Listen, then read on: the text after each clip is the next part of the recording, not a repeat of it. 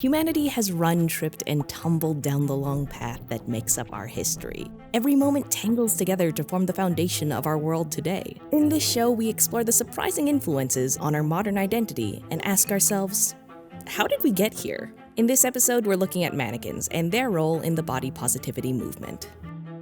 Body positivity. It's a movement that's dedicated to the destigmatization of all bodies, regardless of society's definition of the ideal. It started in the 1800s but stuck around to combat the lingering restrictive and unrealistic expectations put on people's bodies. And there is little that represents this repressive enemy more than the mannequin, a slim and stylish figure made to show off the best of what a store has to offer. Every way your body differs from the mannequins contributes to the underlying message that these clothes are not for you, that you need to conform yourself to a select few shapes in order to feel beautiful. However, this is a far cry from their original purpose. Mannequins used to come in a wide variety of shapes and sizes, allowing people to find a figure modeling the style of clothes they want in the size they need. So, how did the fashion world go from this to this? Well, let's go to the beginning. Technically, mannequins have been around since 1350 BCE, when a torso matching the pharaoh Tutankhamun's measurements was found in his tomb. But it was only in the early 20th century when mannequins really started to become mainstream. Around this time, window shopping was its own leisure activity. People socialized with friends while viewing mannequins partaking in upper-class activities. Store owners were offering an aspirational lifestyle, and clothes were your ticket in. But in order to really sell this fantasy, mannequins needed to be lifelike and relatable. Enter Pierre Imans.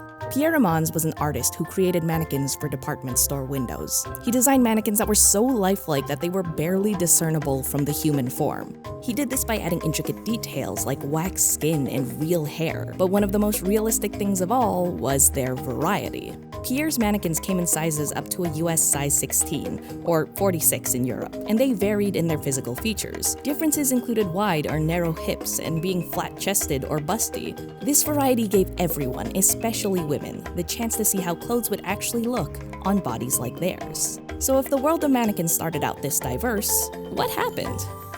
Well, mannequins, especially painstakingly detailed ones like Pierre's, were expensive.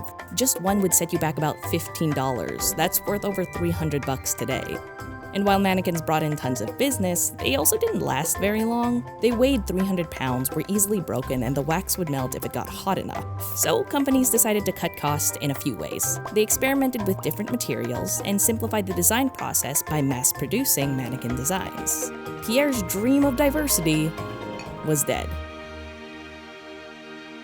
Now, the shape of the ideal figure changed over time. To increase sales, mannequins were designed to reflect the ideal body type of each era. In the 1950s, Marilyn Monroe's hourglass figure was the staple of beauty. Mannequins had tiny waists, round hips, a small yet perky bust, and sloping shoulders. The 60s were characterized by the Twiggy mannequin, an extremely thin figure designed after a supermodel of the same name. This skinny trend evolved through the 70s and 80s, with the 80s placing emphasis on slim fit bodies. This was when the first mannequins with prominent abs were debuted. In the 90s, the ideal body type was toned, with narrow hips and straight shoulders. In the 2000s, the rise of cosmetic surgery led to mannequins with large busts but slim waistlines. And the 2010s put emphasis on the backside, with celebrities like Kim Kardashian and Nicki Minaj leading the big butt revolution. So, are we doomed to mannequins that make us feel bad and don't actually let us know how our butts will look in those jeans?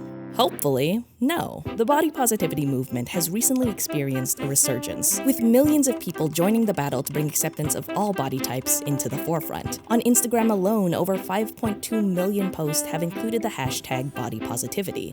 And people are putting their money where their mouth is. Companies like David's Bridal and Nike reported surges in business after debuting plus-sized mannequins. But the movement still has opponents who claim that the use of plus-size models glorifies an unhealthy lifestyle. The problem is, this idea fails to account for two things.